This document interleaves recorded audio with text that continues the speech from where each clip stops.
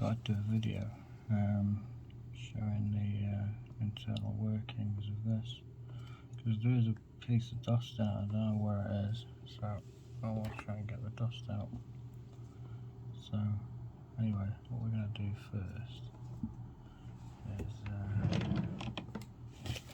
need to find a small screwdriver.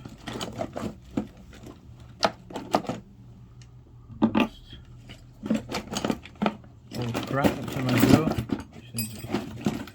needs a good clean out, to be honest. No, that's it. Phillips.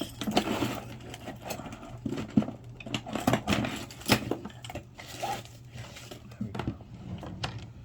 Got a little screwdriver. So we'll take a little bit of tape off a moment. The only reason for tape is just to cover the sides where the rubber doesn't quite. So I've ordered some more rubber for inside there. I wasn't sure what diameter it was. I thought it might be 1 mil. Well, it could have been 2, so anyway, I think I've ordered 1.5. Just a little bit in the middle, I think. So, yeah.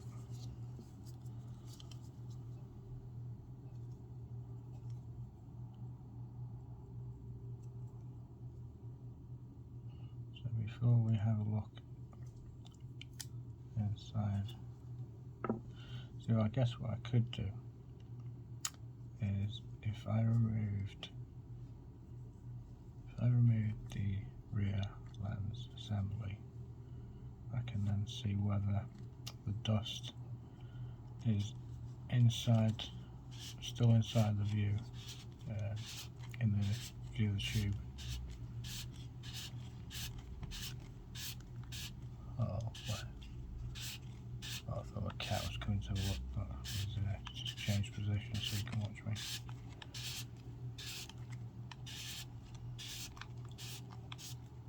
So yeah, if I switch this on, this is a black piece of dust just inside the view. And I don't know if it's in the rear assembly, which I've cleaned already, or it's in between those two. So what we'll do is switch that on. I'll turn the light off.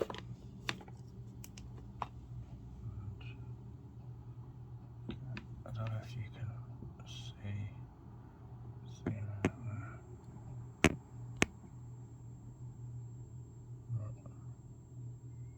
Don't know if the dust is in there. Might not be.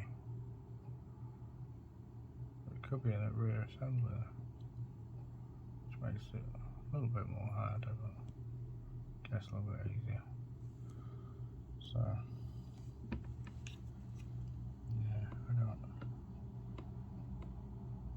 Oh, right. So anyway, like I said, to turn it off. Yeah. So what we'll do is I'll just slide it back on. Just have a look at the tube's got a little bit of dirt from when I last cleaned it. See, I'm using these wipes, glasses wipes there from Lidl. Seem okay. They do sometimes leave a little bit of residue on the lens, so it's weird if it's too wet. It seems to leave a bit of residue. Just hold that, I don't want to put on a cloth in case it picks up any dirt. Remember, if you're ever cleaning up the lens or tube, always blow it first before you intend to clean it, just in case there's any dust on it that could scratch the surface. So,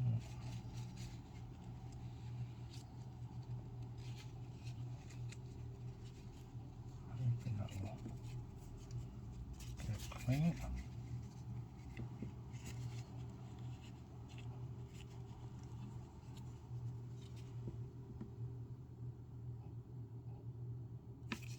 There seems to be a little bit of dust on it, actually.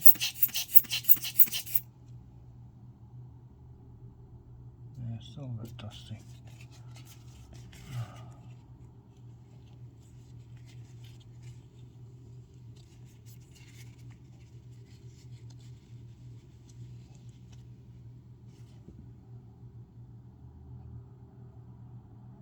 It's not perfect.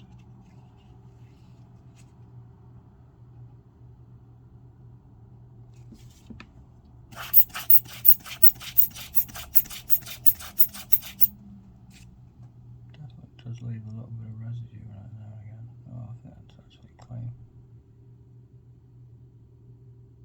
I think.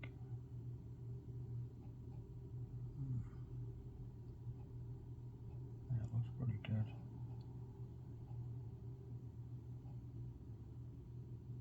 Yeah, it looks pretty good. Low into this tank.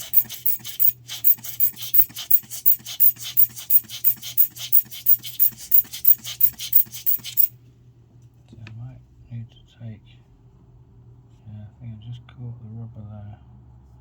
So I might need to take this off anyway. Just so I can push the rubber back in. So, yeah, we'll do that. That's the side.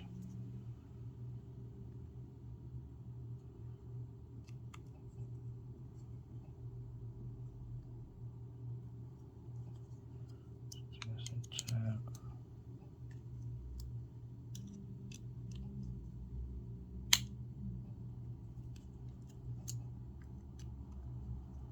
There's only 3 screws, like I said.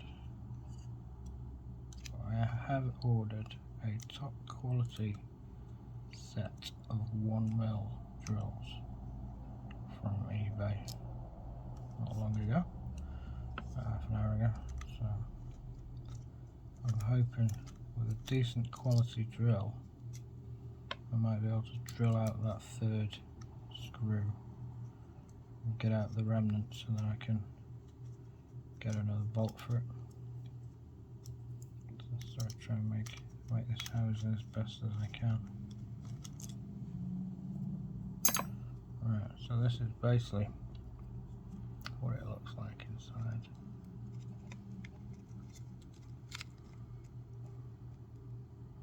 So battery is, I don't know if I can see, I might have to put a flash on. Can't put the flash on. I'll tell you what, I'll put another lighter here. Right. So basically all I've got is a CR123 in there. That's the switch. And the cables go from basically the switch to positive, sorry, to the negative, and the positive goes straight through to the tube. Something I read years ago, it's probably wrong to be honest, but something I read years ago was if you're going to put a switch on a system, always put it on the negative. Don't put it on the positive side. That's what I read anyway, so that might be wrong, but that's as much as I remember. Alright, that rubber looks like, see, the rubber's really knackered on that, but like I said, I've ordered some new rubber, so hopefully I can replace it. Yeah, it might be too big, the rubber I've ordered. Doesn't matter, it'll work anyway. It'll work. Right, so that needs to go that way. So open that up. Yeah, I think that's in the right place though, I think. Just put these back.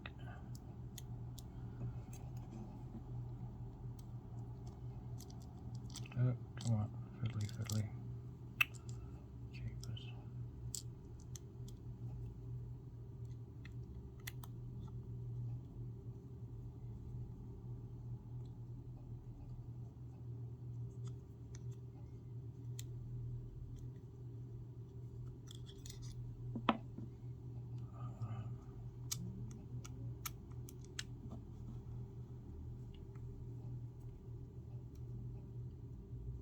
cat just fired.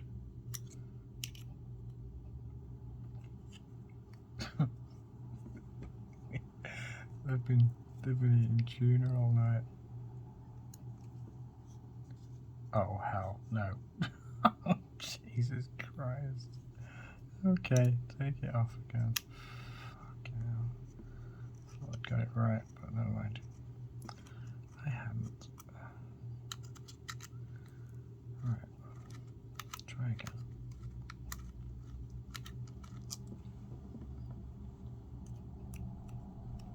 Oh, and I've ordered a Butler Creek cap to replace this thing because I hate it. So anyway, right, take that off again. Alright, seems to be a bit cream crackered, doesn't it? Yeah.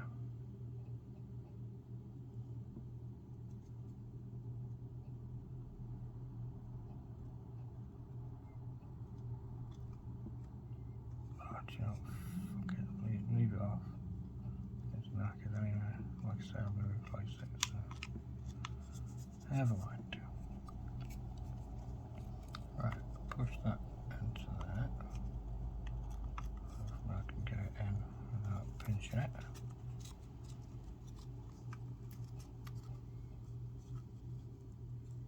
Yeah, the rest of the bloody rubber wants to stick out now as well. Oh, right. No, that wants to fucking, that's trying to come out as well now. Okay. Right.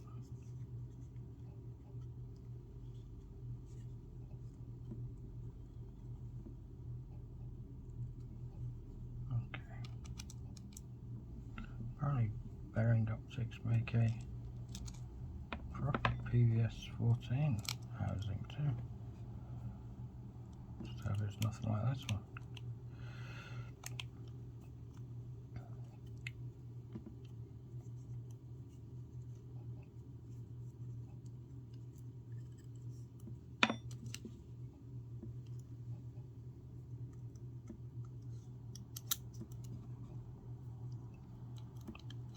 In the big scheme of things, it's not a bad house. I mean, I paid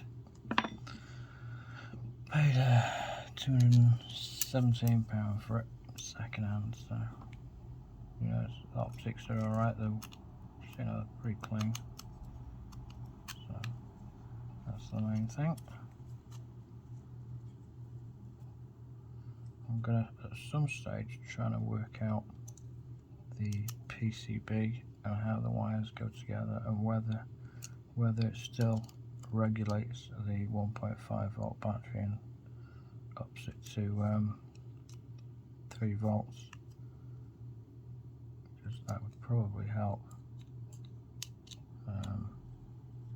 get this back to A1 condition.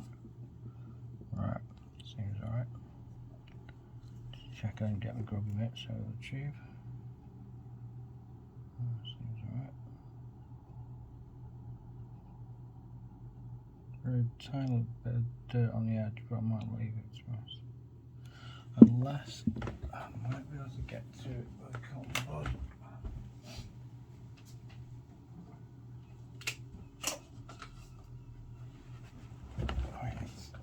It's sort of like right on the edge, so it hardly matters really, but if I could get it with this right on the edge, then I could get it perfectly clean. Yeah, I got it. So throw that out again.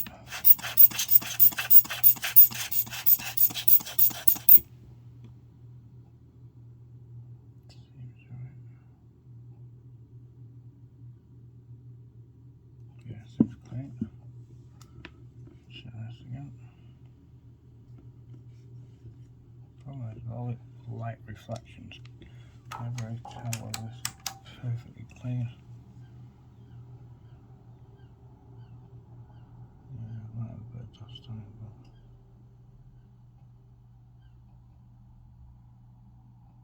is that a bit, oh, I hope that's not hair in it.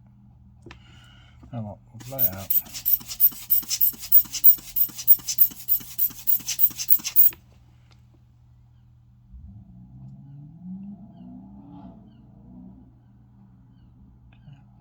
Can't tell if that's a hair or not sure. Oh, I don't know. Right, let's burn it out. Blow that out again. And we'll put it back together again. And switch it on and see if the dust still remains.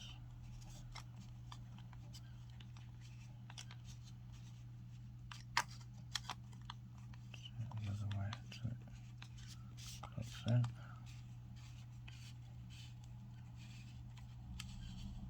That's not right. That is not right.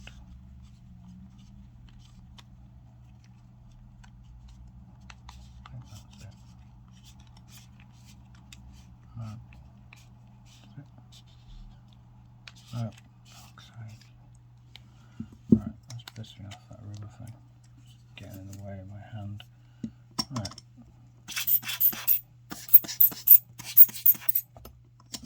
Oh, jeepers. Right. Try again. Okay. Let's try again. Okay, let's try again.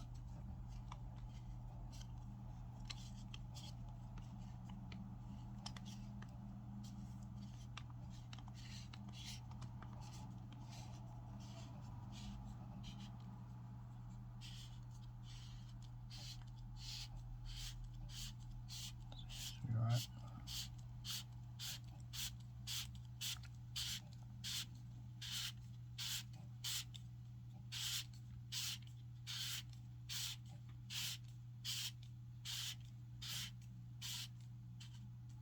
Right, that's right. Managed to get my groggy mitt on the bloody lens, so cotton bud, we'll get that a bit of a wipe out.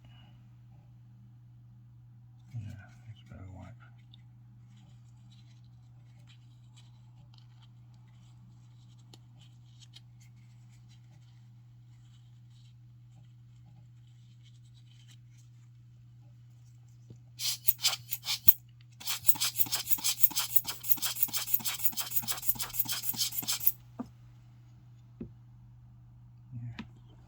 Do. Right, so turn it on again. Hopefully it will turn on. Yep. Yeah, a bit of dust is still there. It's right on the outer edge though, so it's not too bad.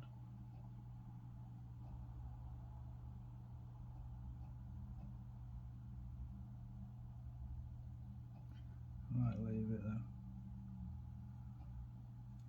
I don't think in this place I'm ever going to get it perfectly clean.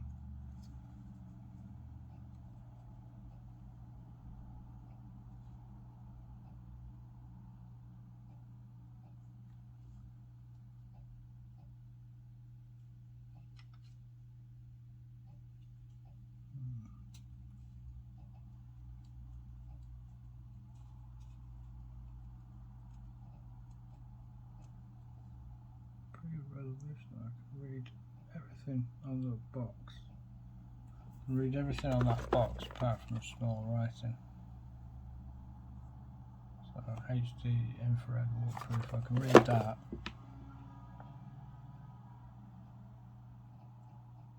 And I've got the cap still on, obviously. So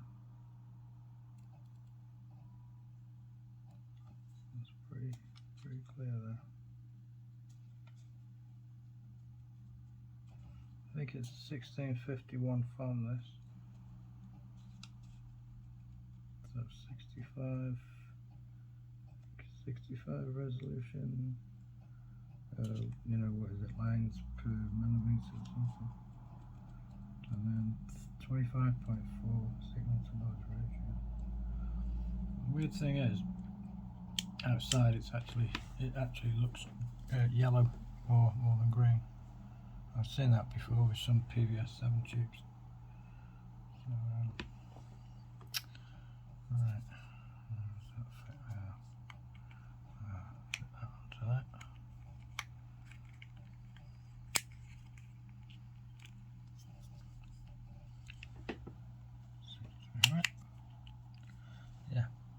side. So yeah, it's all working here. Let's turn this off. So basically, turn, pull.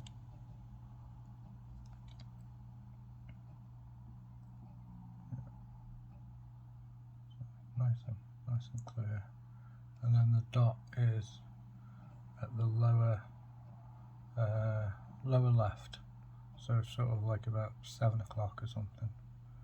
There's a black dot. It's definitely dusk because it keeps moving. So yeah, I'm pretty pleased with that. So yeah, basically lift, turn, that's off. So yeah, that is the internal workings of this Bering Optics GT-14. It does fit my J-arm, but it's really close to the side here. So what I've done is I've ordered a dovetail mount anyway from AliExpress. Should be here next month, because I've got a thing somewhere. Right. Yeah, let's see if I can find it. That's not it.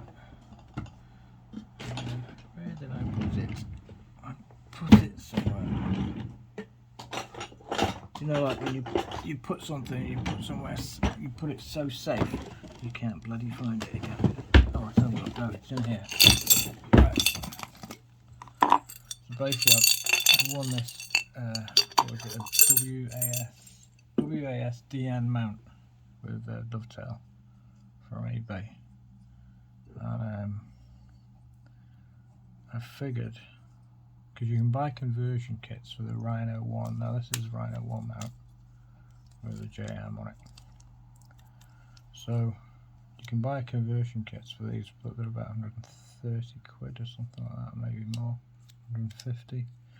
So anyway, I worked out that if I could take that bit off, unfortunately the Allen key bolts were knackered, so what I had to do was make a cross cut on it on either end. But anyway, got that off, polished those up on either side a little bit, and then basically this fits perfectly now on this.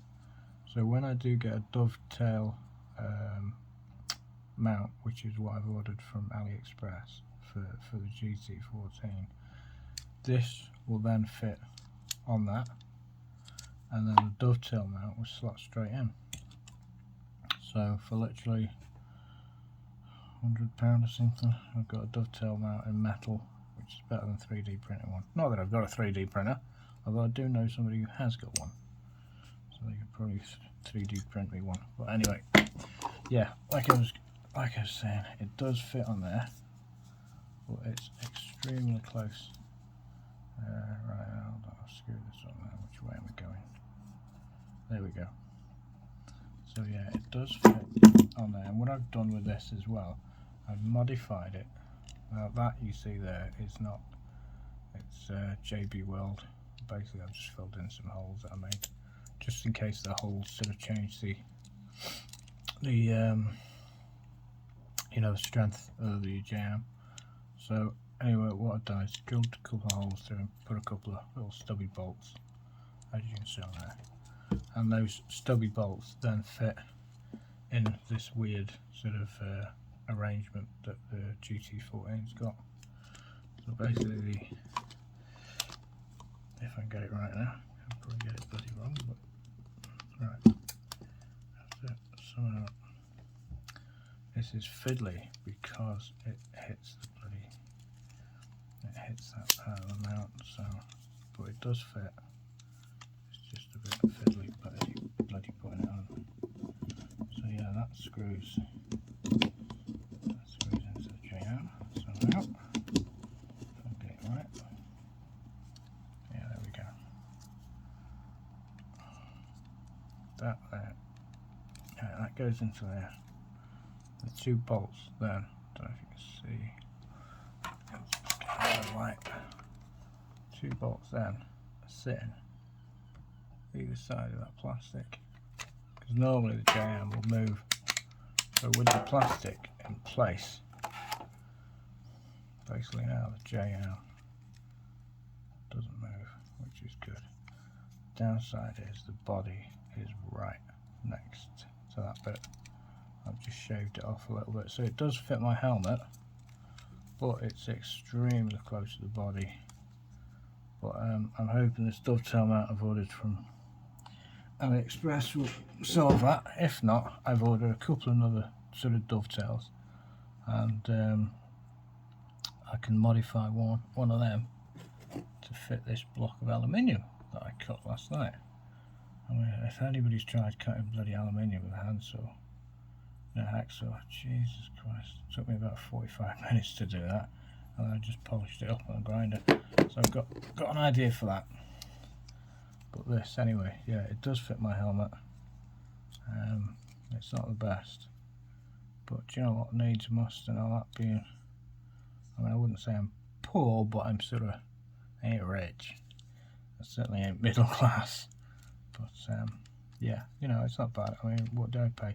£45 for the Rhino mount from an army surplus store in the UK. Then the JM I ordered from China, and it cost me 39 quid. That's metal as well, it's you know, aluminum. This one's proper Naruto's ex-British Army. So yeah, it's you know, it works, fits on my helmet. I was going to try it last night, but I was so bloody knackered. I just fell asleep on the computer chair, and then I thought, right, sod it, I'll do it tomorrow night. So yeah, it's it all works, it all fits together, and I'm sort of pretty stoked that I've got this amazing XR5 tube in it now. You know, it's working really well. You know, just needs a little bit of cleaning up, tidying up, maybe sort out the battery, whatever else. But I mean, that's quite good anyway. That push fit in there, it's pretty solid. That's just like a little white cap I found. I just coloured it with a black permanent, you know, permanent marker. So yeah, it needs a little bit of tidying. I mean, if I could get that fourth screw out, drill that out, put a new one in, and get a new rubber thing there, I'd be pretty stoked. You know, it's a nice little unit. It's pretty light. I mean, compared to my tank of a dipole D121, it is really light. It's a nice little monocular. I mean, the housing, like I said, it's not the best, but you know, needs must and all that. It's pretty good for somebody on a budget. So anyway, hope you enjoyed the video, and I'll post some videos of this when I manage to get out at night, which will probably be tonight. So catch you again.